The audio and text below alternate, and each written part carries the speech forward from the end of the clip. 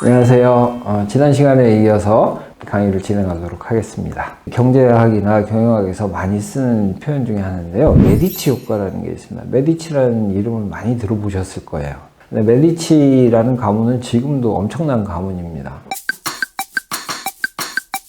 메디치 효과의 사전적인 정의는 뭐냐면요. 서로 다른 지식이나 재능을 가진 사람들이 만나서 전혀 다른 분야의 것들이 교차하고 융합하면서 더 시너지를 내서 발전해 나가는 것이 메디치 효과의 정의죠. 메디치에 대해서 간단히 말씀드리면 이탈리아 피렌체에서 섬유업을 하던 집안이에요.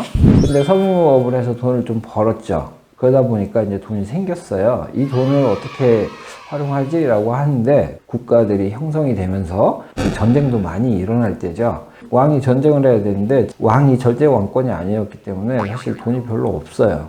메디치 가문이 돈이 있으니까 왕들이 돈을 좀 빌려달라고 한 거예요. 영주들도 전쟁하기 위해서 빌려준 거죠. 승산이 높은 왕이나 영주한테 돈을 빌려주고 고리 이자를 받은 거죠. 그러면서 이 메디치 가문에서 금융업에 손을 댄 거죠.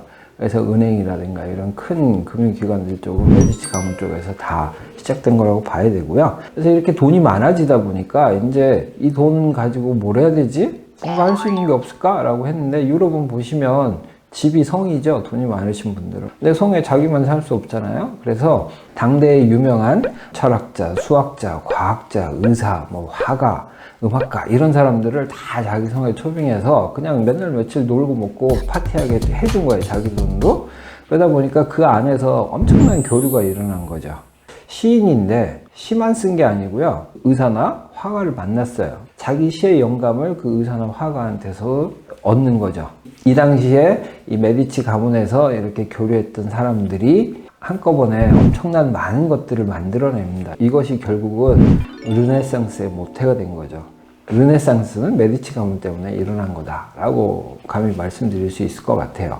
회사나 어떤 이 동아리나 이런 부분에서 보시면 자꾸 비슷한 사람들만 모여 있거든요. 깊이 있는 이야기는 할 수 있긴 하지만 상상이나 여러 가지 폭이 제한이 된 이야기들을 하는 거죠.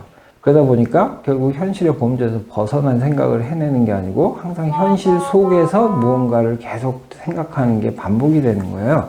그래서 이런 것들을 타파할 수 있는 방법이 서로 다른 사람들이 만나는 거예요. 특히 사업을 하고 계신 분, 또 사업을 하시려고 준비하신 분들은 이걸 반드시 명심하셔야 됩니다. 메디치 효과의 대표적인 예 중에 하나가 아프리카에 있는데 에어컨 없는 쇼핑몰이라고 혹시 보셨는지 모르겠습니다.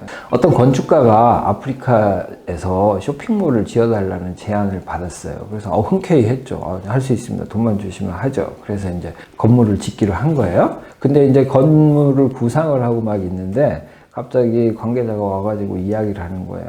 여기 아프리카라서 전력 수급이 불안해요. 에어컨을 많이 틀면 전기를 감당을 못해서 아마 백화점 가동이 어려울 것 같습니다. 이렇게 말을 한 거예요. 그래서 이 사람이 미팅 끝나고 집으로 이렇게 가는데 개미 굴을 보게 돼요. 근데 우리나라는 개미들이 땅 속에다가 주로 파가지고 굴이 있지만 아프리카 이런 데는 개미들이 굴을 위로 지어요. 건물처럼 밖으로. 그래서 이 사람이 그 굴을 보고서 갑자기 생각이 팍 난 거죠. 저 개미들은 땅속도 아니고 그 더운 바깥에서 어떻게 굴을 지었을까? 그래서 이 사람이 개미 굴을 열심히 관찰을 해가지고 에어컨 없는 쇼핑몰을 만들게 됩니다. 비싼 사람들이 끼리끼리 모여서 이야기하는 거는 전문적인 부분에서만 국한해서 하시고 평상시에는 나와 전혀 다른 성격의 사람들을 많이 만나시면서 그 사람들을 통해서 뭔가 깨달음과 사업 구상에 대한 힌트를 얻으시는 거, 이게 사실 가장 중요하다고 할 수 있습니다. 다음 시간에는 이제 사업을 시작하셨지만 생각한 대로 진행이 잘 안 돼서 다시 비즈니스 모델을 점검하셔야 되는 그 상황에 대해서 설명드리도록 하겠습니다. 오늘 들어주셔서 감사합니다.